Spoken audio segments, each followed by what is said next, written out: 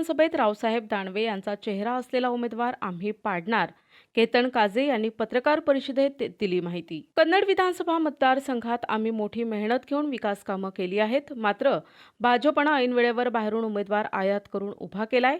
भाजपचे नेते रावसाहेब दानवे यांचा चेहरा असलेला उमेदवार आम्ही पाडणार असून भोकरदनचं पार्सल भोकरदनला पाठविणार आहोत, अशी माहिती केतन काझे यांनी पत्रकार परिषदेत दिली आहे। त्याच्या या वक्तव्यामुळे मतदारसंघात एकच खळबळ उडाली आहे। उमेदवार संजना जाधव यांचे राजकीय भविष्य कसे असणार याकडे सर्वांचं लक्ष लागलंय। सत्तारा आणि दानवेंची जी मैत्री आहे ती बऱ्याच वेळेस तडजोडीचं राजकारण करते। तुम्ही लोकसभा सांभाळा, मी विधानसभा सांभाळतो किंवा असं त्या ठिकाणी चाललंय। परंतु हे जे चित्र सातत्याने मागील जो पराभव झालेला आहे त्यांचा लोकसभेच्या वेळेस, त्यापासून रावसाहेब दानवे आणि सत्तारांचं थोडं बिनसलंय। आता हे बिनसलंय तर याचा परिणाम तुमच्या मतदारसंघावरती होईल का, भोकरदनवरती होईल का, सिल्लोडवरती होईल, हे कसं सांगता? हे जे चित्र आहे हे 100% आपण म्हणत असाल, परंतु मी आपल्याला सत्य सांगतो की महायुतीतले जे उमेदवार रावसाहेब पाटील दानवे होते यांना कोणीही पाडायची गरज पडली नाही, त्यांना जनतेनेच पाडलंय। कारण जनतेला ते नको होते। आणि आजही मी आपल्या माध्यमातून सांगू इच्छितो की भोकरदनचं सीट सुद्धा पडणार आहे आणि कन्नडचं सीट सुद्धा पडणार आहे। कारण ह्या घराणेशाही जनतेने ठरवली की आपल्याला ही घराणेशाही संपवायची आहे। त्यामुळं जनता ऑलरेडी 23 तारखेला त्यांचा निर्णय दाखवून देणार आहे। आपल्या माध्यमातून हेच विचारायचं आहे, आपण पाहत असेल त्यांना पक्क माहित होतं की आपली मुलगी जर भारतीय जनता पार्टीत प्रवेश केला तर तिला उमेदवारी भेटणार नाही। त्यासाठी त्यांनी मुलीला कुठल्याही पक्षात मागील 1 वर्षभर जाऊ दिलं नाही आणि ऐन वेळेवरती आपला स्वतःचं असलेलं वेटेज वापरून, मी तर सांगतो मुख्यमंत्र्यांची पण इच्छा नव्हती या उमेदवारीबाबत, मुख्यमंत्र्यांवरती सुद्धा कोणीतरी प्रेशर आणलं आणि ती उमेदवारी द्यायला लावली। आम्हाला हे सगळं माहिती आहे, माझ्या कन्नडच्या जनतेला पण माहिती आहे की ही उमेदवारी मुख्यमंत्र्यांना कोणत्या परिस्थितीत द्यावी लागली। आज जर आपण पाहिलं ती घराणेशाहीच आहे, फक्त ती पक्षात वापरता येत नाही म्हणून आपल्या पक्षातले मुलं दुसऱ्या पक्षात पाठवायचे आणि त्या पक्षावरती आपल्या पक्षातनं प्रेशर आणायचं आणि त्यांना उमेदवारी द्यायची। मला मी न्यूज मध्ये मागे एक बातमी बघितली, देशाचे गृहमंत्री म्हणतात की 2029ला आम्ही स्वबळावर लढू। मी आपल्या माध्यमातून सांगू इच्छितो ही त्याची तयारी आहे।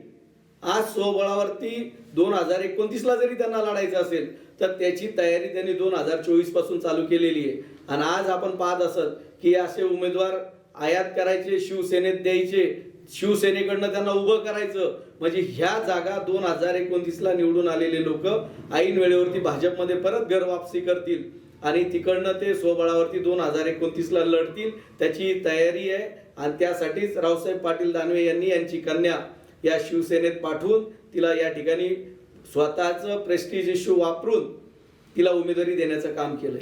आपल्या माध्यमातून हेच विचारायचं आहे, आपण पाहत असेल त्यांना पक्क माहित होतं की आपली मुलगी जर भारतीय जनता पार्टीत प्रवेश केला तर तिला उमेदवारी भेटणार नाही। त्यासाठी त्यांनी मुलीला कुठल्याही पक्षात मागील 1 वर्षभर जाऊ दिलं नाही आणि ऐन वेळेवरती आपला स्वतःचं असलेलं वेटेज वापरून, मी तर सांगतो मुख्यमंत्र्यांची पण इच्छा नव्हती या उमेदवारीबाबत, मुख्यमंत्र्यांवरती सुद्धा कोणीतरी प्रेशर आणलं आणि ती उमेदवारी द्यायला लावली। आम्हाला हे सगळं माहिती आहे, माझ्या कन्नडच्या जनतेला पण माहिती आहे की ही उमेदवारी मुख्यमंत्र्यांना कोणत्या परिस्थितीत द्यावी लागली।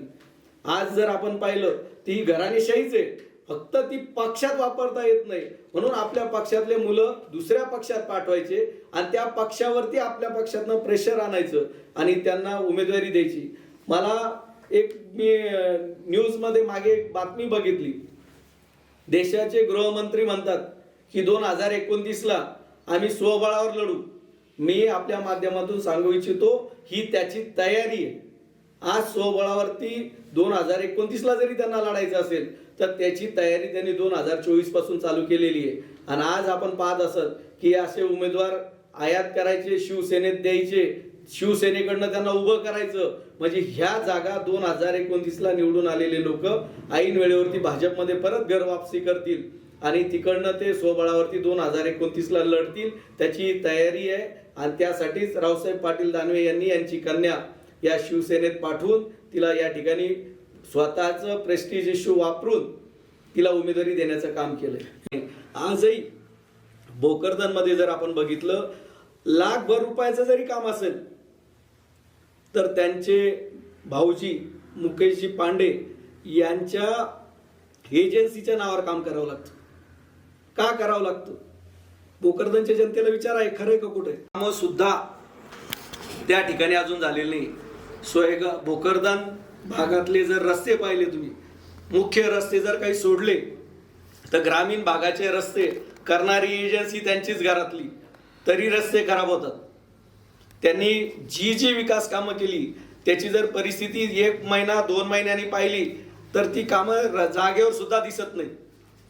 आज त्या भागात जेवढी मंडळी कामं करताना दिसत आहेत, मला बऱ्याच वेळेस ज्यावेळेस आम्ही लोकसभेचा प्रचार केला, आम्ही प्रचारात सांगायचो की आम्ही 4,000 लोकांना सिंचन विहिरी दिल्या, 10,000 लोकांना गोठे दिले.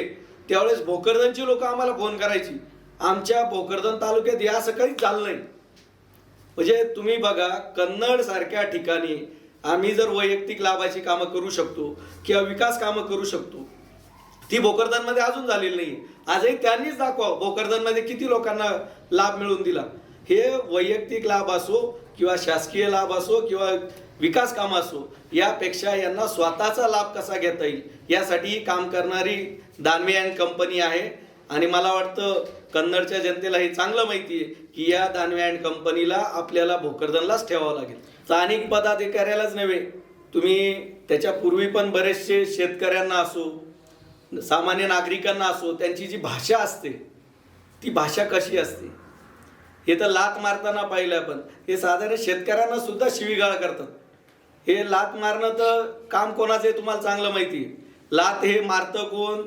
गाढव. आता गाढवाचं काम करणार, त्यामुळे आपण त्याच्यावर काय फार बोललेलं योग्य नाही. की 40चा जो जाणारा रस्ता आहे त्याचा ऑक्ट्रम घाट याऐवजी आपल्याला टनेल करायचं आहे. आणि त्या टनेलसाठी आमच्या विधानसभेतल्या सगळ्या पक्षाच्या लोकांनी त्यांच्या परीने प्रयत्न सुद्धा केले. त्यावेळेस मला वाटतं रावसाहेब पाटील दानवे यांनी जाणीवपूर्वक त्या मुद्द्याला वळण दिलं आणि तो टाळण्याचा प्रयत्न केला. एवढंच नव्हे, त्यावेळेस आमच्या मंडळींनी त्यांना हे पण सल्ला दिला होता की बोगदा जर झाला, त्या बोगद्यासोबत आपली रेल्वे पण होऊन जाईल.